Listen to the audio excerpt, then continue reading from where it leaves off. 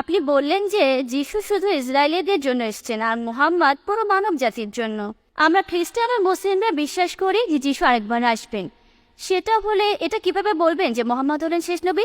বোন, আপনি প্রশ্ন করলেন যে যীশু খ্রিস্ট সে সময় এসেছিলেন শুধু ইসরায়েলবাসীদের জন্য আর মোহাম্মদ সাল্লাহ সাল্লাম পুরো মানব জাতির জন্য। তাহলে যীশু আবার আসবেন কিভাবে?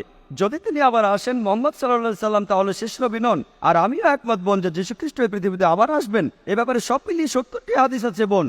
70টি জায়গায় সহিহ হাদিস বলছে যে যীশু খ্রিস্ট পৃথিবীতে আবার আসবেন।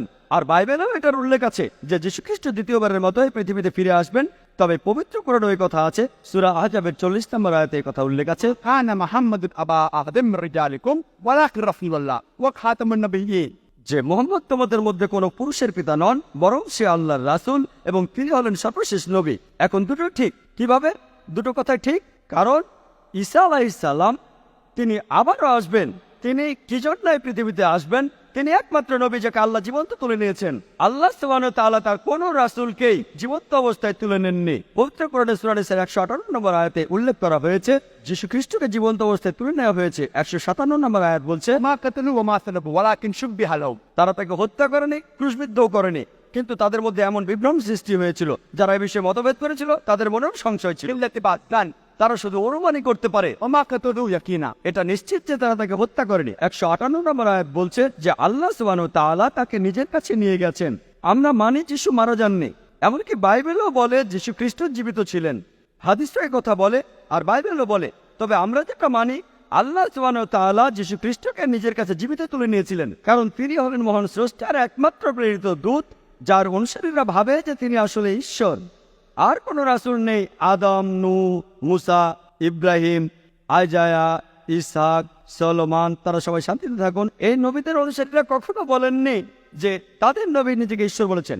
একমাত্র যে নবীর অনুসারীরা এটা মানে, এমনকি আজকের দিনেও মানে, তাদের নবী ঈশ্বর, তিনি নবী ঈসা আলাইহিস সালাম। পবিত্র কোরআনে সূরা মাইদার 116 নম্বর আয়াতে উল্লেখ আছে, যিশু বলেছেন, হে আমার ঈশ্বর, আমার প্রভু, আপনি সাক্ষী থাকুন, আমি কখনোই বলিনি আমার উপাসনা করো, বরং আমি বলেছি আবদুল্লাহ আল্লাহর উপাসনা করো, রব্বি ওয়া রাব্বুকুম। তিনি আমার এবং তোমাদের প্রভু। তাহলে যীশু খ্রিস্ট যখন আবার পৃথিবীতে আসবেন, তার অনুসারীদের এই কথা বলতে, তার তথাকথিত অনুসারীদের যারা বলেন নিজেকে তিনি ঈশ্বর বলেছেন, যে তিনি ঈশ্বর বলেননি। আর যিশু তখন কোন রাসূল হিসেবে আসবেন না, নবুয়ত পাওয়া বন্ধ হয়ে গেছে। তিনি পৃথিবীতে আসবেন, নতুন কোনো নির্দেশ নিয়ে আসবেন না। যীশু খ্রিস্ট ঈশ্বরের কাছ থেকে নতুন কোনো নির্দেশ নিয়ে আসবেন না। কারণ পবিত্র কোরআনে সূরা মাইদার 3 নম্বর আয়াতে উল্লেখ করা হয়েছে, আমি আজ তোমাদের দিন পূর্ণাঙ্গ করলাম। আল্লাহ সুবহানাহু ওয়া তাআলা বলছেন, আজ আমি তোমাদের দিন পূর্ণাঙ্গ করলাম এবং ইসলামকে তোমাদের দিন মনোনীত করলাম।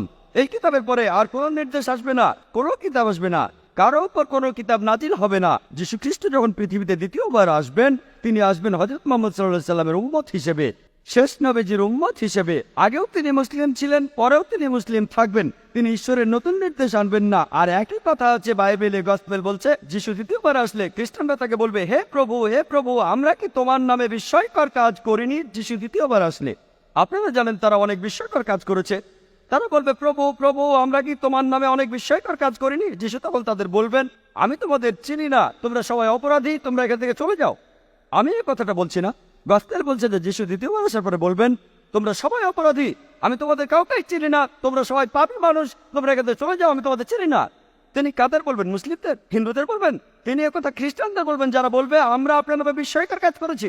বাইবেলের কথা বলছে যে যীশু খ্রিস্ট পৃথিবীতে দ্বিতীয়বার এসে বলবেন, এখান থেকে তোমরা চলে যাও, তোমাদের সবাই অপরাধী, তোমাদের চিনি না।